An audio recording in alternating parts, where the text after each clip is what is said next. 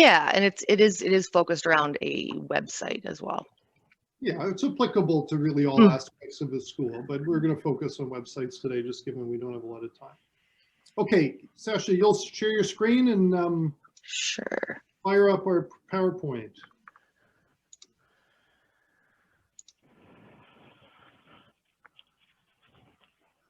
You guys see my screen? Nope. Nope. Really? Oh, hit share. There we go. How about now? Yeah, great. Awesome. Okay, well, let's get going, Sasha. So we got split testing 101. Yeah. So the topic I was assigned is how to split tiny website elements to get more organic inquiries. It's quite a daunting topic, to be honest, to summarize. There's so many variables that can affect your outcome. The path to success will be different for everyone. A website consists of so many testable elements. We have pages, forms, navigation, links between pages, and on and on and on. On top of that, each website is unique. So basically, we have countless variables to consider and no clear solution. From a mathematical standpoint, this problem would fit nicely into something known as chaos theory. So ERL has a wealth of knowledge about this kind of stuff. Over 13 years, we've got case studies, a huge testing library, a lot of stories to share. So it was really tempting just to jam as much of that knowledge as possible into this 20-minute webinar through some fun case studies and hope some of it sticks and is useful to you. However, instead, I'd like to talk about a tiny bit of the split testing process that is crucial for any success and is often executed very poorly. And I hope you find it more useful than case studies. Can I just? Yeah, please, anytime. As well. What I most appreciate about Sasha is she has a degree in math, very analytical mathematical mind that counters my promoter marketing mind, right? You know, we're on the opposite ends of the I don't know, the social styles model. And what I most appreciate about Sasha is when I try to jam in an idea that she thinks is dumb, I can see she kind of bristles and then pushes back despite her feelings that she should probably just go along with her boss. So, and I view that as great integrity. So that's what's up. Operating with great integrity. So, sorry to interrupt. No, it's okay. Please interrupt anytime, Jane. Yeah, so this is the basic structure of any split test. You start with a goal, increase website conversions. A hypothesis, if we change a button color, then our web conversion rate will increase. Then you test it, and then you get some results. What I'd like to focus on is how to get from your goal to a hypothesis that will actually give you meaningful results. Why I think this is so important. The only way you'll ever see big wins from testing tiny web elements is if you get this part right. It is the most important part of the process. So if you don't do this right, then the rest of it doesn't matter. And I also believe it's where most beginners, myself included, make the most mistakes. And lastly, the available resources that I've found online are poor in the sense that they don't really offer any tangible process that you can replicate and use in your own kind of testing program. What is the most common approach, especially when you're first starting out? You start with a goal and you go directly to your hypothesis. So you're essentially starting with a goal and going directly to a solution. In testing, we call this the let's throw stuff on a wall and see what sticks approach to split testing. So you begin testing under the assumption that you know nothing and you just keep throwing stuff until you see what sticks. The problem with this approach is, in general, you are not likely to learn anything. They're very highly unlikely to produce a lift because you're not really considering in your hypothesis how the changes that you're making will actually change the user's behavior. and they're not likely to solve a real conversion issue with your website. Like, what makes us think that this button was a problem to begin with? So why is this approach so popular? Well, button color is an excellent way to describe A/B testing. It's not really a meaningful way to improve your website. And why is it so common? Well, myself included, when I started out, I just started by reading a bunch of case studies, and you get things like changing button color from red to green equals 72% improvement, yada, yada, yada. But the truth is there's a lot of hard work and knowledge and experience that goes into those tiny changes for huge result type case studies. And case studies just kind of show the fun part of it. And then you go on to, after you've read a bunch of case studies, okay, well, what should I test? And then you go back online and you Google, what should I test? And then you get expert advice from people like Neil Patel, who's he's an expert in the space, I guess. And he writes articles like obvious A/B test you should run on your website, serif sans serif font, number of columns on your landing page, background and patterns and images. Those are the top 3. And if you want to get gains from these kind of tests, you need like millions and millions of visitors a month. And in my experience anyway, like it's not obvious that that's the case when you start reading all of these articles. Here's an example in practice. This is my first or second split test. So this is a homepage of one of our clients, and the goal was to improve web conversion rate. So this was my solution. Changing the form design on the website's homepage will address low web conversion rates. Why? I don't know. Sorry, Sasha, I got kicked out for a sec. So yeah, Oh, yeah. What motivated this? What was the big idea here? With what, the test? Yeah, with the test, with the forms. What was the big idea? I was throwing stuff on a wall pretty much at this point. Yeah. Yeah. So, hey, so you had a mandate, go improve conversion rate, have at it. And the creative spirit in the moment was, oh, what do I do? And hey, let's make it look a little bit better, maybe. Exactly. Yeah. Okay. Great. I personally didn't like the way the form looked. Yes. That's what it was based on, my personal opinion. Yeah. Totally. Yeah. And of course, it wasn't a real problem in the first place, so nothing happened. The results were inconclusive, and I didn't learn anything from the test except for maybe not to do tests this way. Mm-hmm. Now, I think you're also a little hard on yourself, and if we just tie this into organizationally our journey through this kind of navigating how to test and find actually useful things, as a company, we started certainly on just very simple A/B tests. Is a red button better than a blue button? Is this headline better than that headline? Is 2 forms better than 1 form?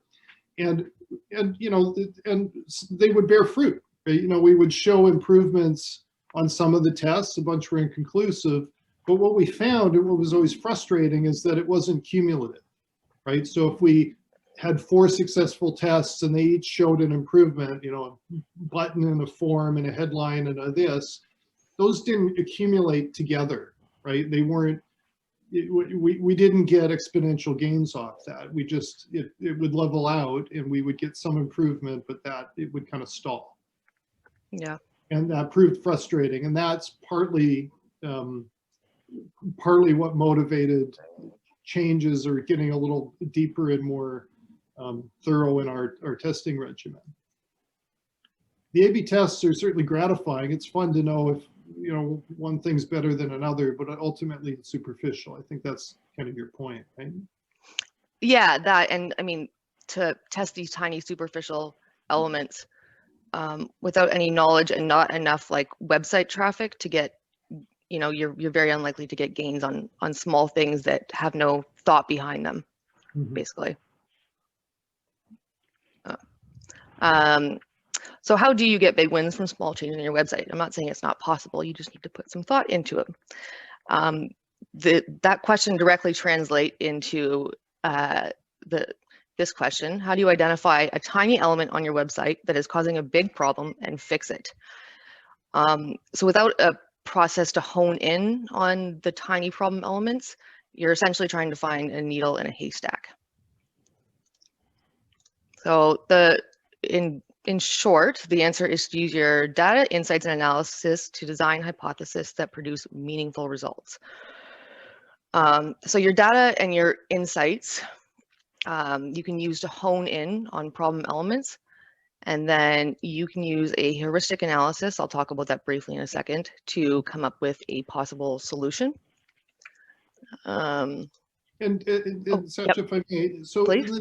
in the data section here, so you know, I assume everyone has some kind of Google Analytics set up, so they can, you know, mine and see what is going on.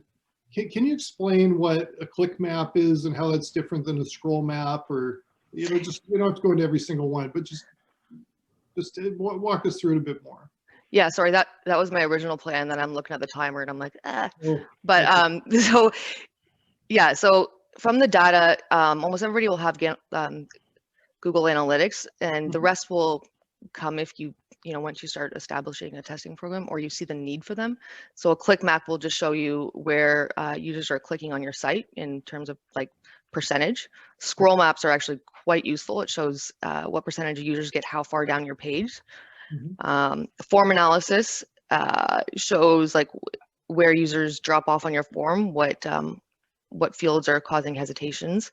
Session recordings are literally just recordings of how users are interacting with your site, so you can watch individual users browse your site. That's yeah. super interesting, by the way, right? You know, when you watch, yeah.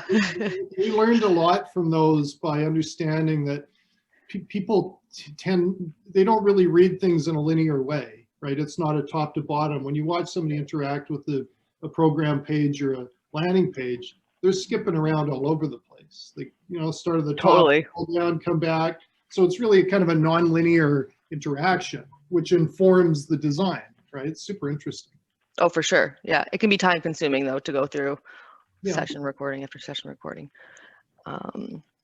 And then just, sorry, quickly under the insights. So test archive, you won't have that if you don't have a testing program yet.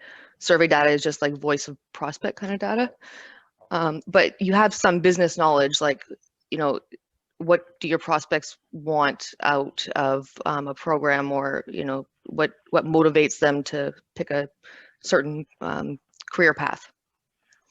And just very quickly, the heuristic analysis, there's many different models, but a really popular one for CRO is the LIFT model by Wider Funnel.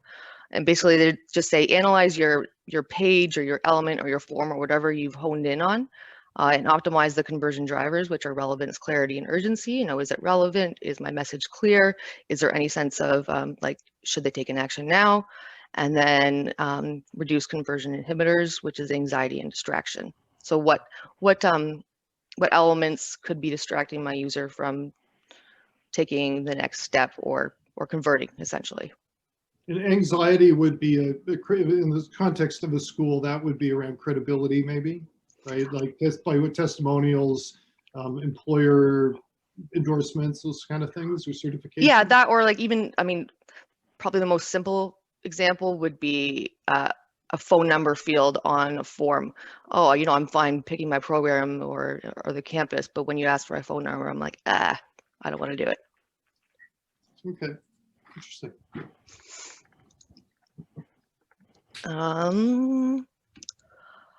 So in a nutshell, to go from a big goal like this to a hypothesis that will produce meaningful results,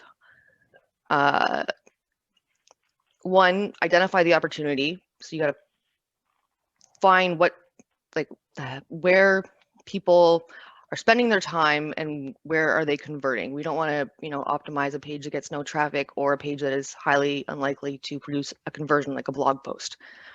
And once you've honed in on that page or element, find the problem. This is kind of logical. And then once you find the problem, come up with a solution. So, and you're going to do all of the stuff in the middle here using the data insights and the heuristic analysis.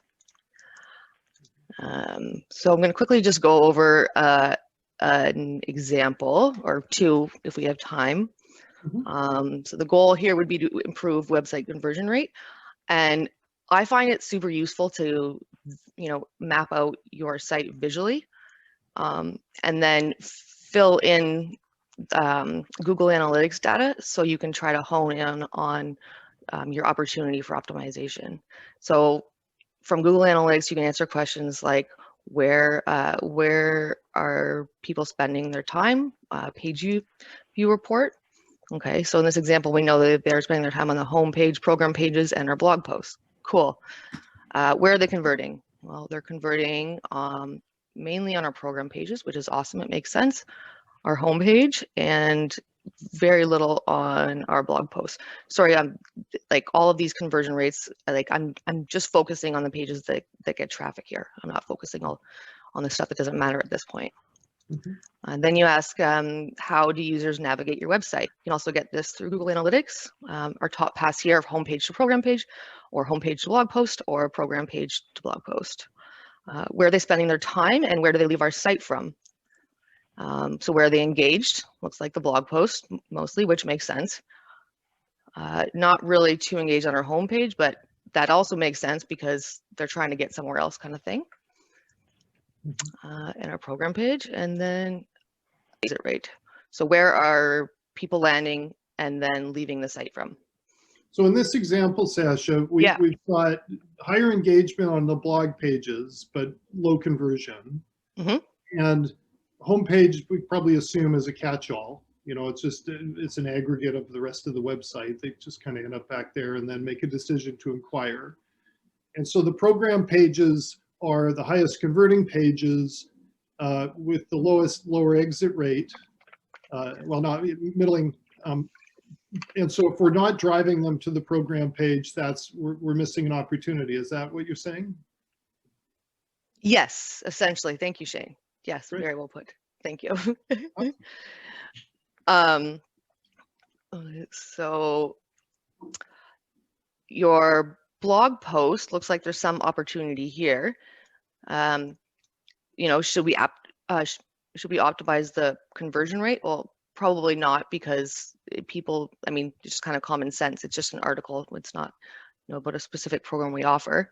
But we do notice that there's no arrow back here, right? People are visiting our program pages, and people who visit the program pages, they care about our blog. So people who are reading our blog might care about our programs. So the opportunity would be to, the user journey from blog post to a program page.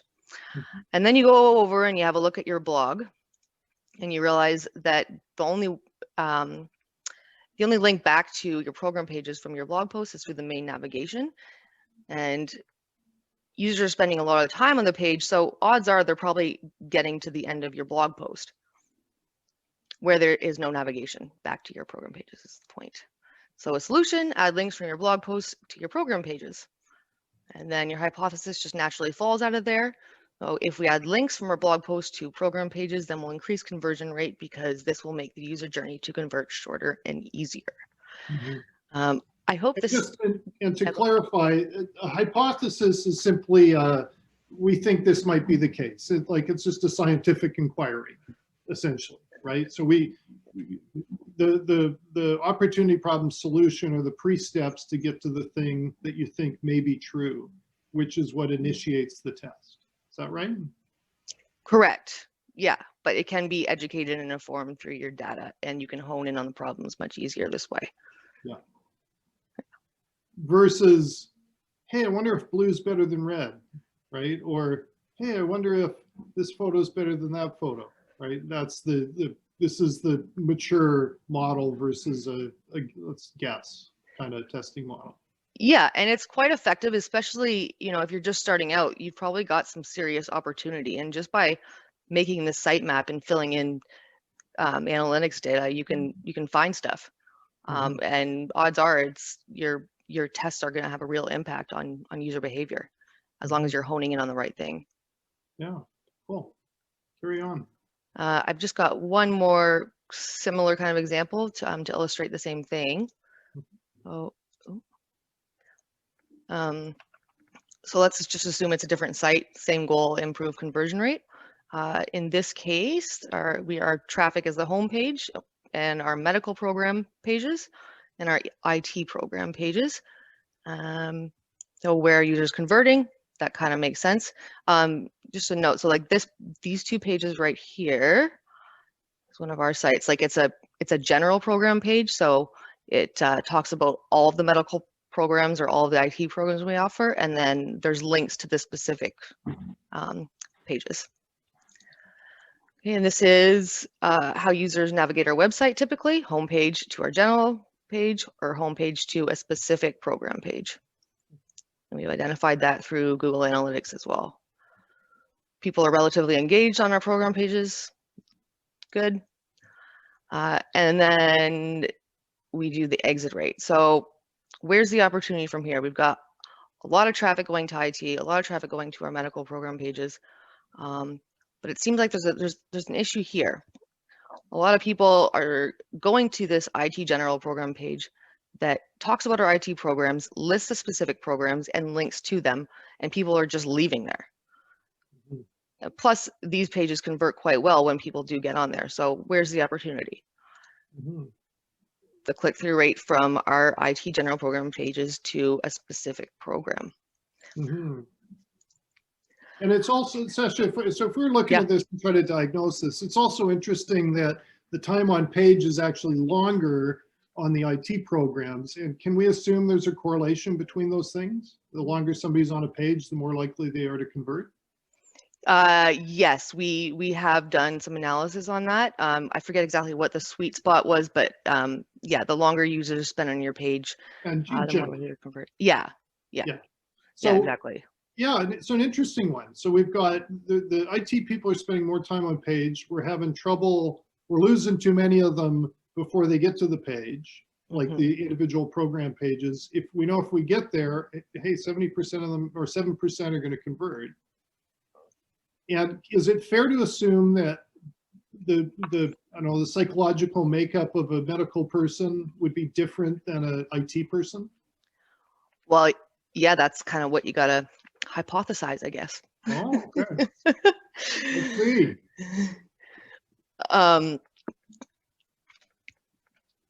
Yeah, so looking at, so like our IT general program page and our medical program page in this case, they both share the same layout. So we can kind of rule out that it's a problem with the design because they both have the exact same design. So then you can probably confidently say that it has something to do with the copy and the value proposition on the IT general program page that is not enticing enough for them to click through to learn more. So the solution is to change, so, oh, sorry. Why did I get to the value proposition? That was doing a heuristic analysis. So I looked at that page and asked, like, is my message clear? Is there anything causing anxiety, reasons people should hesitate? And I honed in that it's most likely the value proposition for these specific prospects that is the issue. That like I'm not reaching them. And then a hypothesis will just naturally fall from there. And how you go about changing the value proposition on that page. I mean, there's so many different ways you can go about it, and that's where your tests are born. But at least you're focused in on the problem area, and likely, you know, not just the problem area, the problem with the copy on this page and the value proposition within the copy of that page. So you've really honed in on your opportunity, and now it's just about testing different value propositions for the prospects. And if you do that effectively, then you're going to learn a lot about your IT prospects, and then you can use that learning on those learnings on other pages, or your landing pages, or your call to actions, or your ads, or whatever. Mm-hmm. And these kind of insights inform other parts of your marketing, right? So. Oh, absolutely.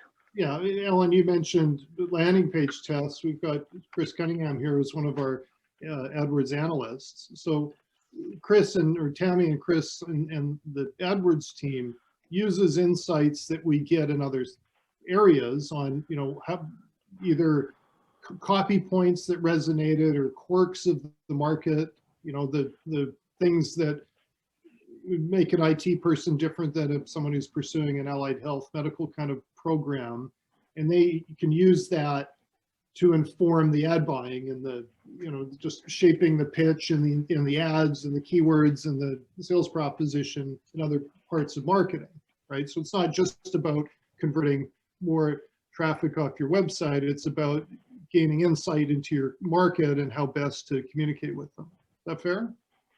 Totally. Yep. Yep. So This would be a really valuable thing to learn, actually, this contrived example. It's, yeah, pretty valuable test. That's a good one. So we have about 4 minutes. Does anyone have any questions? Is this, Alan, go for it. Yeah, Sasha, thank you very much. That's I really like what you've done there. One, can I get your slides? Because I'd like to go over that and utilize it myself. I think I got a meeting with you on Thursday or somebody from the team, because it is me, ABM, right? Yeah, somebody okay. gave our website to somebody who doesn't know what they're doing. They drove it into a tree, and we have like a scroll monster. So now people scroll thousands of times to go right past the quiz. It's dropped off 100%. And we asked the guy, what do you think? And he said, oh, put it here. So now we're going to come to you, and I have all the faith in the world that you're going to save our site. I've got a lot of things to say about it. Yep. Oh, tell me about it. I was spinning mad. Anywho, would I be able to get your slides there, Sasha? Absolutely. Yeah, 100%. Yeah. We'll send it all out. Yes. Awesome. Any other questions? So we could bring up an example.